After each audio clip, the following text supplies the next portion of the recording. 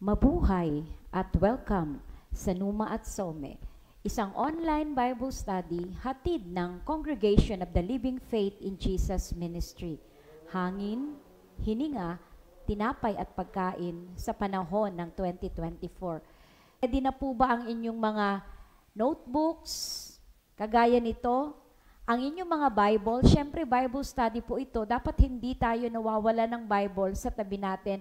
At ganun din ang inyong ballpen at saka mga highlighter. Halika, samahan niyo po ako, tayo po ay manalangin. Hallelujah, pinupuri ka namin, dinadakila ka namin, sinasamba ka namin. Salamat po aming Amang nasa langit, sapagkat ang bawat araw, ang bawat oras, ang bawat buwan at taon, at ang mga panahon ng aming buhay, ay nasa iyong mga kamay.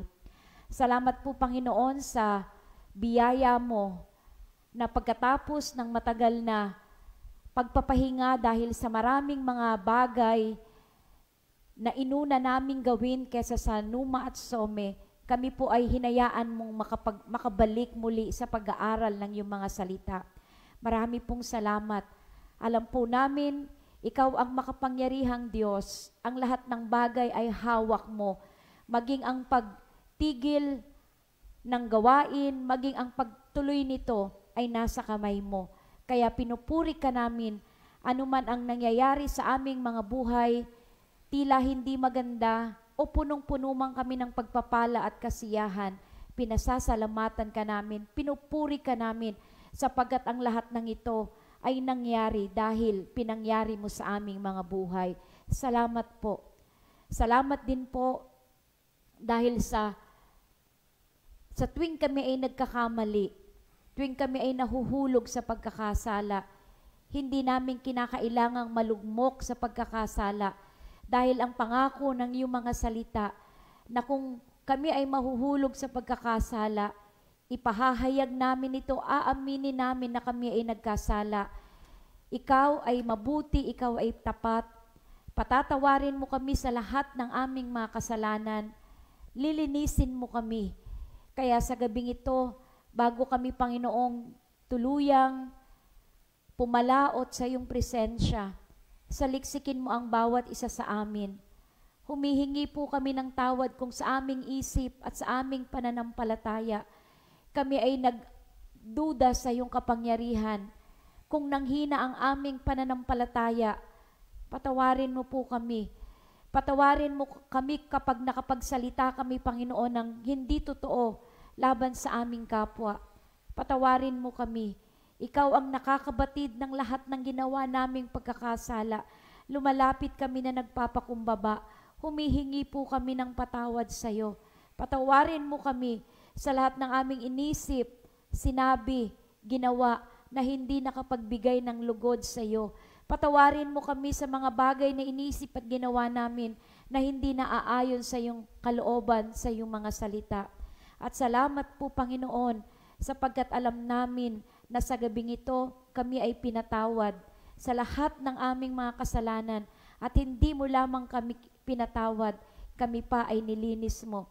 Salamat dahil alam namin, Panginoon, gaano man naging masama, gaano man kalaki ang aming mga pagkakasala, ito ay kayang-kaya mong patawarin, kayang-kaya mo kaming linisin sa lahat ng mga bagay na ito. Salamat po, Panginoon. Salamat sa kapatawaran ng aming mga kasalanan. Salamat po sa paglilinis mo sa aming mga kasalanan. At salamat sapagkat alam namin sa gabing ito, ikaw po ay magsasalita sa amin sa pamamagitan ng iyong mga salita na pag-aaralan namin. Dalangin ko ang Espiritu Santo, ang patuloy na manguna, ang patuloy na gumabay at magbigay ng pangunawa para ang salita mong pag-aaralan namin ay maging buhay sa aming mga puso. Ito ay maging buhay sa aming mga isipan at magagamit namin sa pang-araw-araw naming buhay. Salamat po, sapagkat alam po namin sa simula pa lang ng aming gawain, ikaw na ang humihipo ng mga tao. Ikaw ang naglalagay ng pananampalataya. Ikaw ang nagdadagdag ng pananampalataya. Ikaw ang humihilom ng mga may karamdaman, ng mga may sakit. Ikaw, Panginoon, ang Diyos na hindi nagbabago. At kung paano kang gumawa ng himala noong unang panahon, gagawa ka rin ng himala sa buhay namin sa mga oras na ito. Salamat po, Panginoon. Pero ang nais namin, higit, ay maunawaan ng iyong salita, marinig ang iyong tinig, nang sa gayon ang aming buhay sa mundong ito ay gagabayan ng iyong mga salita. Pinupuri ka namin at pinasasalamatan aming Ama sa pangalan ng iyong anak na si Jesus. Amen at Amen. Ang pamagat po ng pag-aaral natin ngayon ay ang pag-aaral mula sa ikalawang sulat ni Apostol Juan. Samahan niyo po ako. Buksan po natin ang ating mga Bible sa ikalawang sulat ni Juan. Natapos na tayong pag-aralan yung ikatlong sulat ni Juan. Yun po ang pinakamaikling aklat sa lahat ng aklat sa Biblia sa Luma at Bagong Tipan. At ang pangalawa sa pinakamaikling aklat ay ang ikalawang sulat ni Juan. Halika, basahin niyo po, samahan niyo po ako. At babasahin po natin yung natapos po nating pag-aralan. Yung 1 hanggang 8. Babalik-aralan po natin yung 2 John verses 1 hanggang 8. Mula sa matandang pinuno ng iglesia. Alam po natin ang tinutukoy na matandang pinuno ay walang iba kundi si Apostol Juan, ang apostol na pinakamamahal ng Panginoon, ang apostol na pinakamatandang namatay at namatay siya ng natural cause. Yung marami po sa mga tagasunod at apostol ni Jesus, namatay po silang martir. Pero si Apostol John, namatay po siya ng natural cause para sa hinirang na ginang at kanyang mga anak. Ang tinutukoy po ditong hinirang na ginang ay maaaring dalawa po ang kahulugan. Ito po ay isang babae na nasa loob ng simbahan at yung kanyang mga anak. O maaaring ang kahulugan po ng ginang, yung buong simbahan. At yung mga anak na tinutukoy, yun po yung mga mananampalataya na naandoon sa loob ng simbahan. So ang salin po, ang interpretasyon na atin pong kinuha ay yung pangalawa. Ang sulat pong ito ay sinulat ni Apostol John sa isang simbahan at sa mga miyembro na nasa loob ng simbahan. At ipagpapatuloy po natin ang pagbasa. Na tunay kong minamahal. Kaya kung paanong minahal ni Jesus ang mga mananampalataya, ganun din ang pag-ibig ni Apostol John sa mga simbahan. Sabi, hindi lamang ako, kundi ang lahat ng nakakaalam ng katotohanan ay nagmamahal sa inyo. Sapagkat ang katotohanan ay nasa atin ngayon at magpakailanman.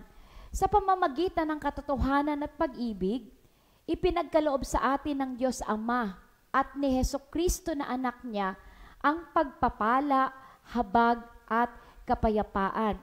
Kaya yung katotohanan at pag-ibig galing yung sa Ama at sa kanyang anak na Diyos na si Hesukristo. At ngayon, ginang, hinihiling ko sa inyo, dahil nung panahon pong iyon, ang simbahan po ay pinag-uusig. Para maproteksyonan ang simbahan sa pag-uusig, gumagamit po sila ng secret code.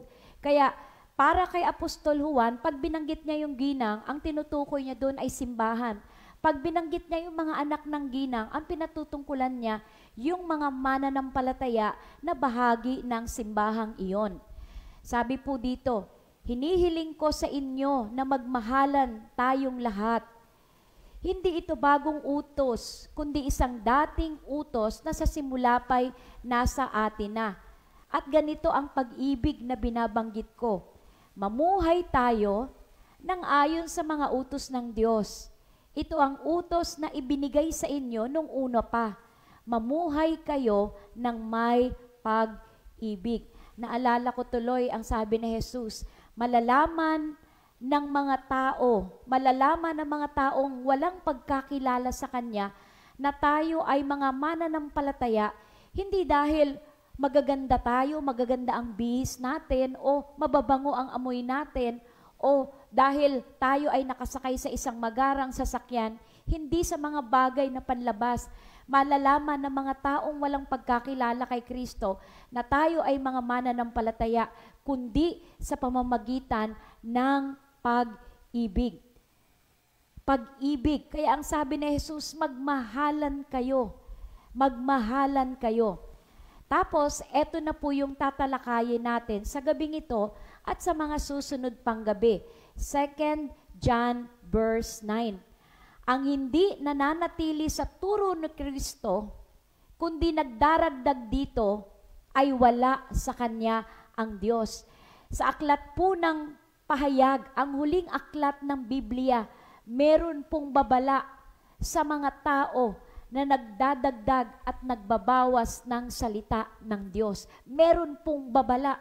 Ang salita ng Diyos hindi dapat dinadagdagan. Ang salita ng Diyos hindi dapat binabawasan. Kung ano lang ang sinabi ng Panginoon, yon lang ang dapat nating ituro. Yon lang ang dapat nating sundin. Kaya ang sabi dito, ang hindi nananatili sa turo ni Kristo, kundi nagdaragdag dito, wala sa Kanya ang Diyos.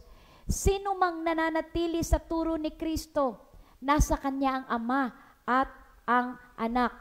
Sino mang dumating sa inyo na ibang turo ang dala, ay huwag ninyong tanggapin sa inyong bahay, ni huwag ninyong batiin. Ang tindi po inito. Kaya kapag merong nagpunta sa bahay nyo, at ang dala niya ay hindi turo na itinuro ng mga apostol, hindi turo na itinuro ni Jesus, sabi, wag mo ngang patutuloyin sa inyong bahay, ni wag nyo silang babatiin. Verse 11, sapagkat ang bumabati sa Kanya ay nagiging kaisan niya sa masamang gawain. Kung ating pong susumahin, yung pinag-aralan natin nung nakalipas na ilang linggo, sinasabi po ni Apostol Juan, ang iba na nasa loob ng simbahang yon ay namumuhay sa katotohanan. At dahil sila ay namumuhay sa katotohanan, sila ay nananatili sa aral na tinanggap nila mula sa mga apostol. Pero sa loob din ng simbahang yon, may mga tao na hindi namumuhay sa katotohanan.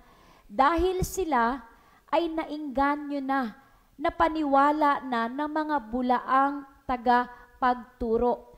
At muling ipinaalala ni Apostol Juan ang panganib ng pagtalikod sa katotohanan at ang kahalagahan ng pagsunod sa utos ng Panginoon sa ating mga buhay.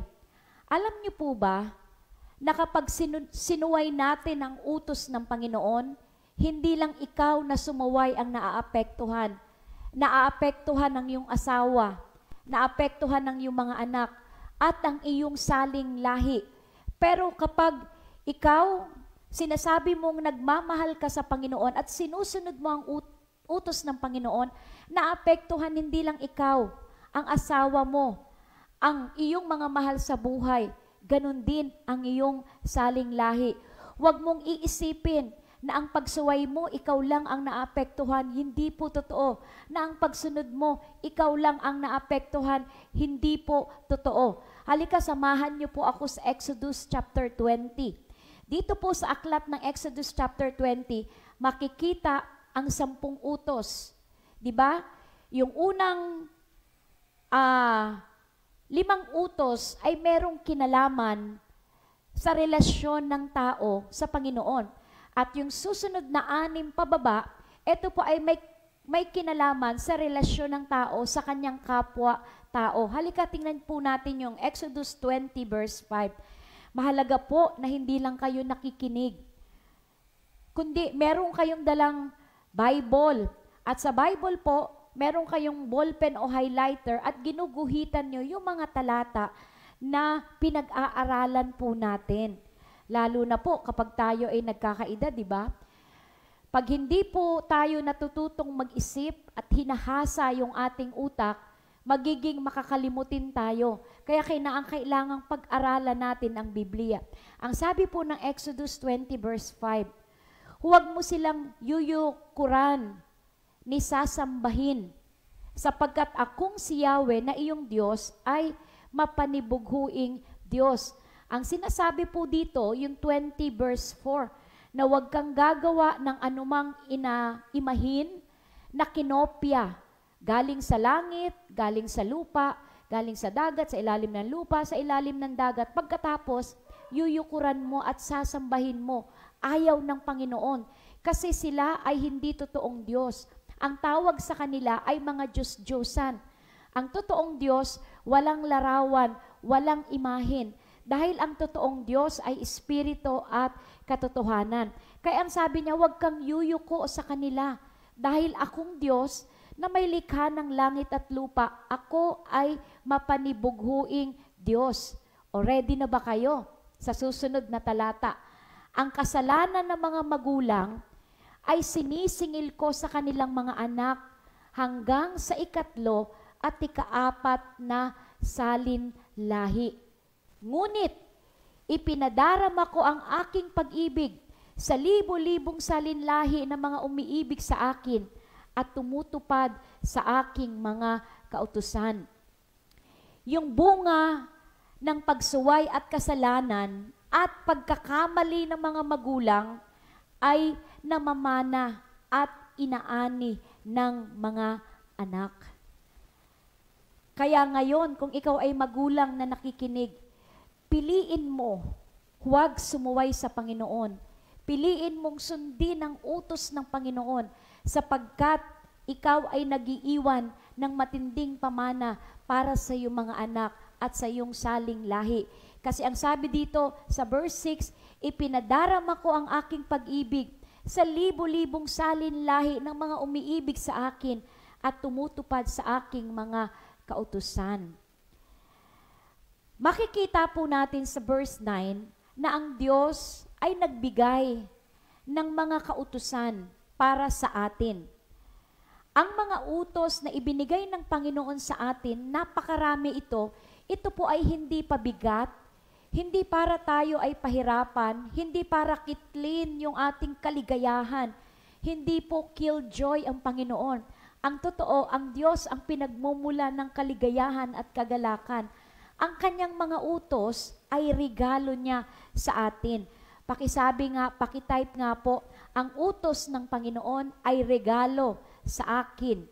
Ang sabi po ng James chapter 4 verse 17, ang lahat ng mabuti at ganap na kaloob ay buhat sa Diyos, mula sa Ama na lumikha ng tanglaw sa kalangitan.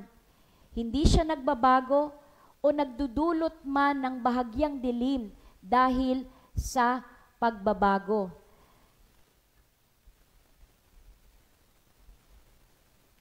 Kung sinasabi nating mahal natin ang Diyos, susundin natin ang kanyang utos.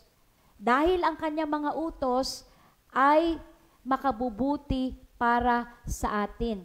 Maraming salamat po sa mga mabilis na nag-type at nagsabi na ang utos ng Panginoon ay regalo para sa akin. Yung mga inutos ng Panginoon, ito ay regalo niya sa atin. Ito ay regalo niya sa atin. Kaya kung sinasabi nating mahal natin ang Diyos, ang patunay po ng pag-ibig sa Diyos ay hindi po sa sinasabi natin. Ang patunay ng pag-ibig natin sa Diyos ay kung ginagawa at sinusunod natin ang kanyang mga utos. Hindi lamang ang utos niya ay regalo. Ang utos ng Panginoon ay makabubuti rin para sa atin. Nung ako po ay nag-aaral sa paaralan ng Biblia, narinig ko po ang isang tagapagturo at ang sabi niya po ay ganito. Sabi niya, kung si Jesus ay hindi totoo, siya ay nagpapanggap lang ng Diyos. Sabi niya, kung si Jesus ay hindi totoo, pero sinunod mo ang kanyang utos, sabi niya, kung titingnan mo, hindi ka talo. Dahil ang mga utos ni Jesus, kung sinunod mo, ay mabuti para sa ating isip, mabuti para sa ating isip, sa puso. Ang utos na Jesus ay mabuti para sa ating katawan, mabuti para sa ating pananalapi, mabuti sa relasyon natin sa loob ng tahanan, relasyon sa ibang tao, at sa pamumuhay natin dito sa mundo para makapamuhay tayo ng maayos at tahimik. Pero kung si Jesus ay totoo at hindi mo sinunod ang kanyang mga utos, talo ka ngayon dito sa mundo at sa darating na panahon. Kaya sabi ng teacher ko, kung si Jesus man ay nagpapanggap lang ng Diyos at hindi talaga siya totoong Diyos, pero pag sinunod ko ang utos niya, panalo ako. Kasi nakakatulong yung mga utos ni Jesus para maging maayos ang buhay ko sa mundo. Pero, sabi niya, kung totoo si Jesus at hindi lamang siya napapanggap na Diyos, kundi siya ay totoong Diyos na nagkatawang tao, pag hindi mo sinunod ang kanyang utos, talo ka sa buhay na ito at talo ka sa darating na panahon. Kaya kung sinasabi mong mahal mo ang Diyos, hindi lamang po bibig, dapat yung pagmamahal natin sa Diyos ay mapapakita sa pamamagitan ng pagsunod sa kanyang mga utos. Una, ang utos ng Panginoon ay regalo sa akin. Pangalawa, ang kanyang utos ay gabay. Ang sabi po ng awit 119:105, nahanap nyo na po ba? Yung iba po, kung madalas kayong nagbabasa ng Biblia at inaasahan ko na ang bawat isa sa atin, kung gusto nating lumalim ang ating pagkakilala sa Panginoon, lumalim ang pananampalataya natin sa Panginoon, dapat disiplinado po tayo pagdating sa pagbasa, sa pagbulay-bulay at pag-aaral ng salita ng Panginoon. Kung ayaw natin na tayo ay mawindang sa buhay, kung ayaw natin na tayo ay mahikayat ng mga maling turo at aral, gawin po nating mahalaga ang Biblia sa ating buhay.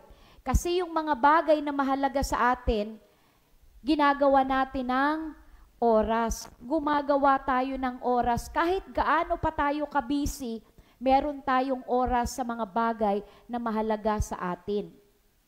Sabi po ng awit 119, verse 105, salita mo'y isang tanglaw na sa akin ay patnubay. Ang sabi ng sumulat ng 119, ang salita, ang Biblia, tanglaw.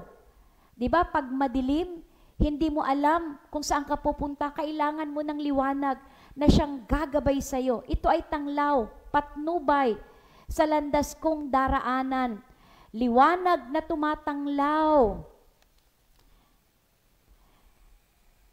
Tatanungin ko po kayo sa gabing ito, kailan natin kailangan ng gabay?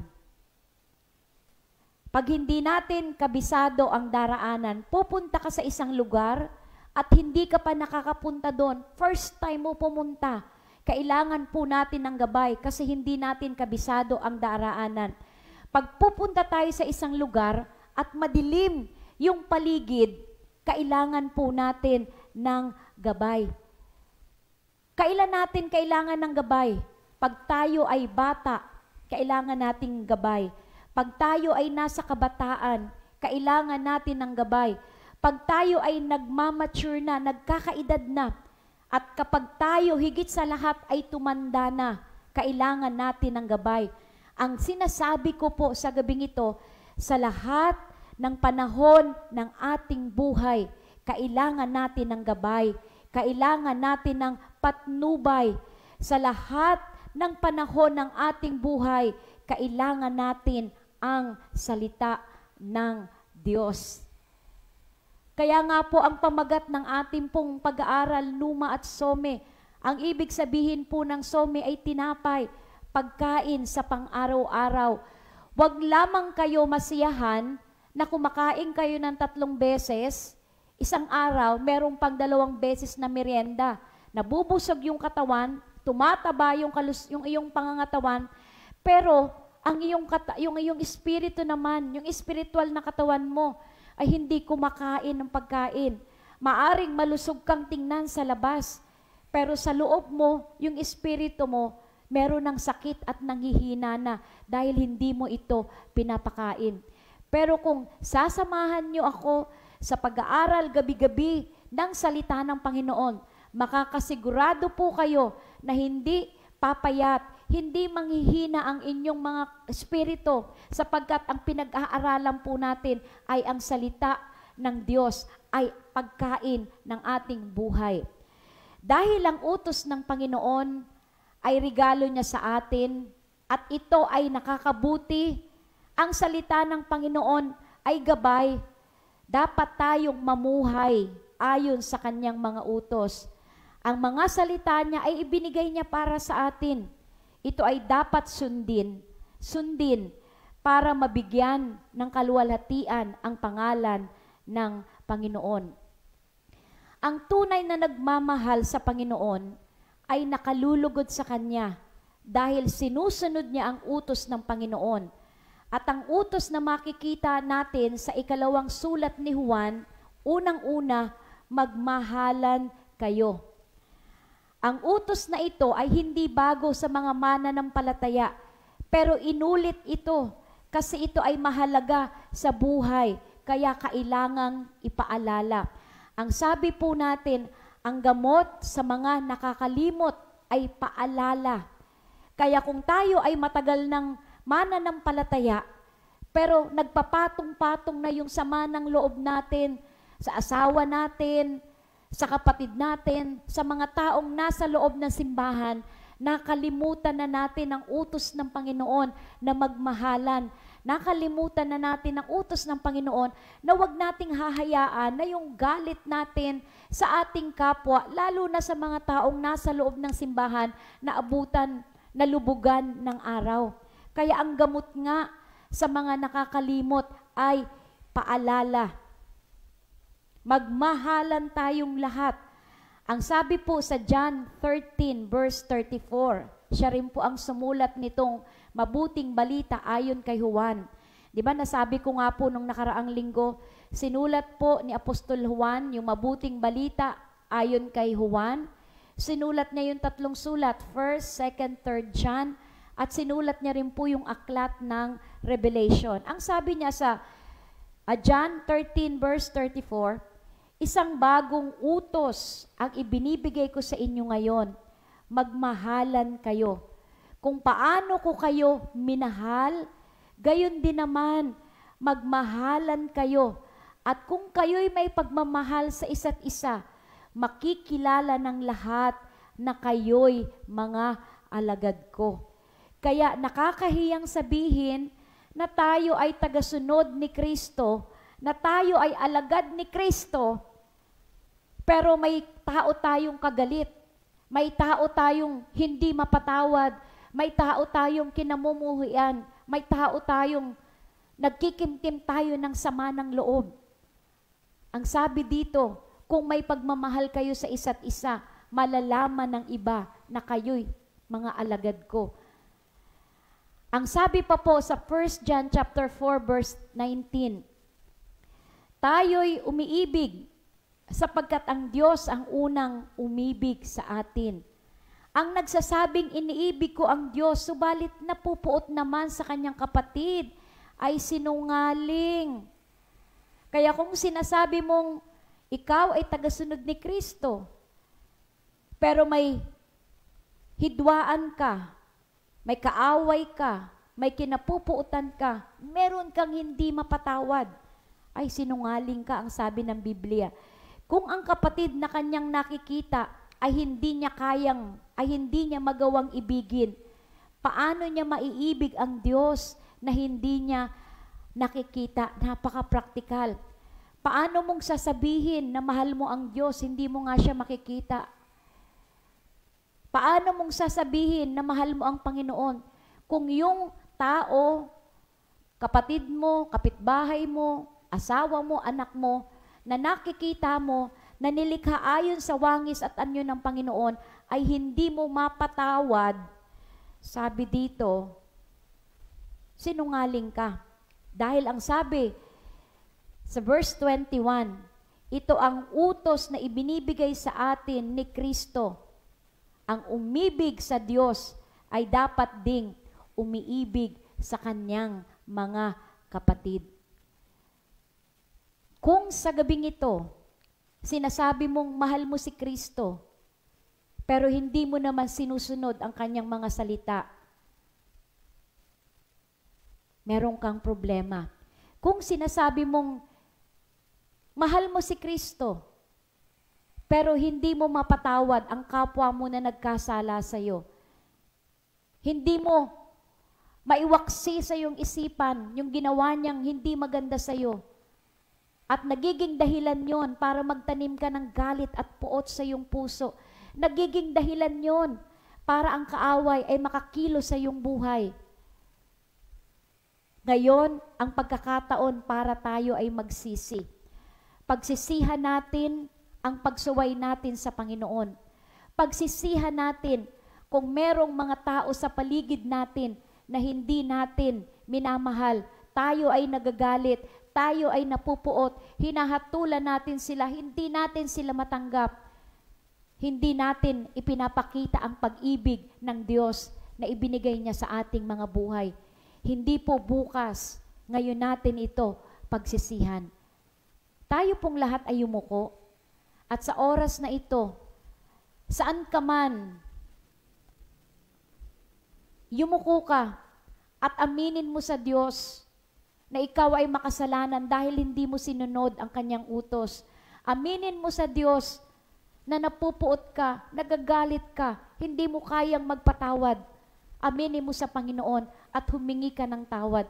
At naniniwala ko na ang kapangyarihan ng Diyos ay mararanasan mo sa gabing ito. Naniniwala ako na pupuspusin ng Panginoon ang iyong puso ng kanyang pag-ibig, na magagawa mong sundin ang kanyang mga utos, na magagawa mong patawarin yung mga taong nakasakit sa iyo, at matututunan mo silang mahaling muli.